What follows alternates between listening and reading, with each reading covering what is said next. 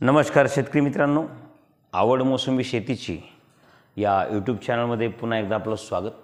तर शेतकरी मित्रांनो, आज आपण 96वा भाग बनवतो आहे आणि खूप महत्त्वाचा आजचा हा आपला भाग असणार आहे. तर अद्याप आपण चॅनलवर नवीन असाल तर चॅनलला सबस्क्राईब करा, व्हिडिओ आवडला असेल तर व्हिडिओला शेअर करा, लाईक करा. तर आजचा विषय बघा, संत्रा मोसंबी मृगबहार नियोजन. बऱ्याचशा शेतकऱ्याचं म्हणणं येतं की संत्रा मोसंबीमध्ये मृगबहाराचं नियोजन कसं करावं या विषयावर व्हिडिओ बनवा. आता ॲक्च्युली हा माझा व्यवसाय आहे तरी पण मी व्हिडिओ बनवतो आहे.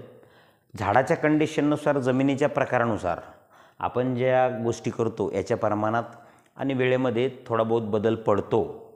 तर ठीक आहे, तो विषय वेगळा. आज आपण संत्रा मोसंबी मृगबहार नियोजन करत असताना आपण झाडाला स्ट्रेस देतो, म्हणजे ताण देतो. आंब्याबहारालाही ताण देतो आणि मृगबहार धरतानाही ताण देतो. परंतु आंब्याबहारामध्ये झाडं नेहमी टवटवीत असतात, कारण वातावरणामध्ये थंडी असते, मॉइश्चर असतं. आपण फवारणी देतो, फवारणीच्या माध्यमातून स्टोरेज तयार करतो, पाणी बंद केलेलं असतं त्यावेळेस. आणि आपल्या पानामध्ये जे स्टोमॅटो असतात, जे छिद्र असते, छोटे छोटे रंध्र म्हणतो आपण त्याला, स्टोमॅटो, त्याच्यामार्फत आपण जे चिलिटेड स्वरूपातले आपण जे औषध वापरतो याच्या मदतीने आपण स्टोरेज तयार करतो. परंतु मृगबहारामध्ये उन्हाचे दिवस असतात, झाडं सुकलेल्या कंडिशनमध्ये असतात, पाणी बंद चालू असतं. अशा अवस्थेमध्ये आपण ड्रीप इरिगेशनच्या माध्यमातून आपण सल्फेट फॉर्म असेल, नॅनो फॉर्म असेल किंवा तुमचे वॉटर सोल्युबल फॉर्म असेल, या मॉलिक्यूल, या औषधाचा, या खताचा उपयोग करून आपण स्टोरेज तयार करत असतो.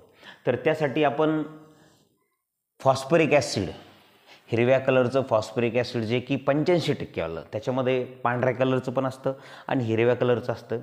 परंतु पांढऱ्या कलरचं हे थोडंसं जास्त संवेदनशील म्हणा, थोडं घातक म्हणा, त्याच्यामुळे आपण हिरव्या कलरचं फॉस्फरिक ॲसिड एकरी आपण 1 ते 2 लिटर मोसंबी संत्रा बागेला ठिबकमधून द्यायचं. मग आता तुम्ही म्हणत असाल फॉस्फरिक ॲसिड का द्यायचं? कारण आपल्याला स्टोरेज तयार करायचं असेल तर आपल्या झाडामध्ये फॉस्फरसची लेवल उत्तम असणं गरजेचं आहे. त्याच्याशिवाय आपल्याला झाडामध्ये स्टोरेज चांगल्या प्रकारे तयार होणार नाही. मग फॉस्फरिक ॲसिडचे कार्य आपण बघितलेलं आहे. फॉस्फरिक ॲसिड तुमच्या झाडांमध्ये सेल डिव्हिजन तर करतेच, परंतु तुमचे ग्रीन्स, हिरवे सेल्स वाढवते. त्याच्यानंतर फॉस्फरिक ॲसिड प्रॉपर बुरशीनाशक म्हणूनसुद्धा काम करते. फॉस्फरिक ॲसिडमुळं झाडाची जी रोगप्रतिकारशक्ती तीसुद्धा वाढते, आरोग्य सुधारते. फॉस्फरिक ॲसिडमुळं तुमच्या जमिनीमध्ये मुळांचीसुद्धा विकास त्या ठिकाणी चांगला होतो. म्हणजे एकंदरीत आपल्याला फॉस्फरिक ॲसिड जे आहे, जे अवेलेबल फॉर्ममध्ये झाडाला ज्या स्वरूपात पाहिजे त्या स्वरूपातलं फॉस्फरिक ॲसिड हे असतं. हे फॉस्फरिक ॲसिड आपल्याला एकरी 1 ते 2 लिटर आपण ठिबकमधून झाडाला सोडायचं. कारण उन्हाळ्यामध्ये जरी आपण मृगबहारासाठी ताण दिलेलं आहे, परंतु आपण झाडं सुकले की थोडंसं पाणी देतो, 1-2 तास, त्यावेळेस आपण फॉस्फरिक ॲसिड हे सोडायचं. त्याच्यानंतर 7 ते 8 दिवसाने किंवा 10 दिवसाने आपल्याला 0-60-20 याच्यामध्ये नायट्रोजन 0, याच्यामध्ये 60% आपलं फॉस्फरस आणि 20% हा पोटॅश. तर 0-60-20 आपण त्या ठिकाणी एकरी, आपण जसं की फवारणीद्वारे जे वापरतो तेच आपलं 0-60-20 आपण या ठिकाणी एकरी 5 किलो. त्याच्यानंतर मिलान्स म्हणजे पूर्वाचं मिलान्स, त्याच्यानंतर ॲग्रिकॉनचं आपल्याला एनर्जी DF येतं आहे. असे भरपूर प्रोडक्ट असतात ज्याच्यामध्ये मायक्रोन्यूट्रंट असते. Ferrous, manganese, copper, molybdenum, boron, zinc, हे जे मायक्रोन्यूट्रंट आहे ठिबकद्वारे द्यायचे. तर ते मिलान्स कंपनी, म्हणजे मिलान्स नावाचं प्रोडक्ट आहे पूर्वाचं, किंवा आपण ॲग्रिकॉनचं एनर्जी DF सुद्धा घेऊ शकता. तर हे एकरी सोडायचं आपल्याला 2 लिटर, 0-60-20 5 kg. आणि त्याच्यानंतर सिलिकॉन. मग आता सिलिकॉन का बरं दिलेलं आहे? सिलिकॉन घ्यायचं आपल्याला 2 लिटर, 1 ते 2 लिटर. सिलिकॉन तुम्हाला माहीत असेल, सिलिकॉन हा प्रॉपर बुरशीनाशक म्हणून सुद्धा काम करते, जमिनीचा pH मेंटेन करण्याचं काम करते.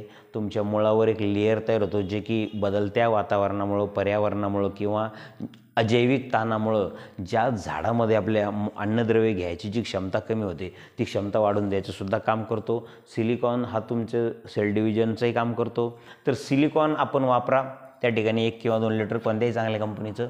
म्हणजे 0-60-20 मिलान आणि सिलिकॉन हे आपण त्या ठिकाणी, म्हणजे फॉस्फरिक ॲसिड सोडल्यानंतर 10 दिवसांनी आपण ड्रिप इरिगेशनमधून सोडायचं.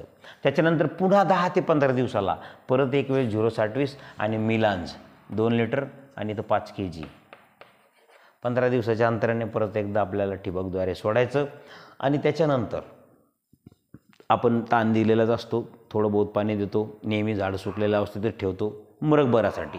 त्याच्यानंतर 4 नंबरची गोष्ट, पाऊस पडण्या अगोदर, जसं की जूनमध्ये पाऊस पडतो, आपल्या सर्वांना माहिती आहे, ढगाळ वातावरण होतं, कळतं आहे लोकांना की आता 8-10 दिवसामध्ये पाऊस पडणारच आहे. तर पाऊस पडण्या अगोदर मेच्या एंडिंगला आपण मिश्र खतं भरणे गरजेचे आहे.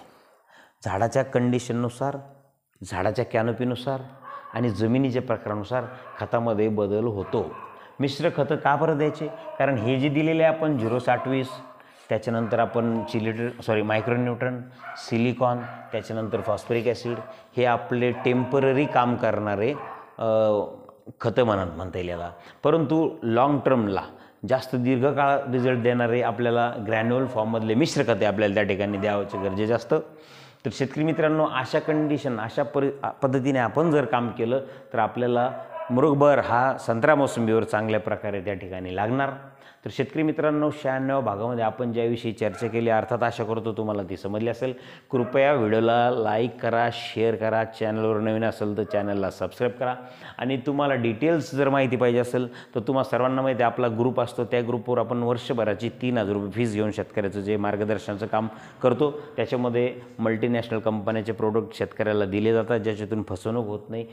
आपण 90% आत्तापर्यंत रिझल्ट दिलेले आहे. आपल्या चॅनलवर त्या शेतकऱ्याचे नंबरसुद्धा दिलेले असतात. तर शेतकरी मित्रांनो, आपल्याला जर मार्गदर्शन असेल तर आपल्या मोबाईल नंबरवर संपर्क करू शकता, ग्रुप जॉईन करू शकता. आपल्याला व्हिडिओ आवडला असेल तर व्हिडिओला शेअर करा, लाईक करा.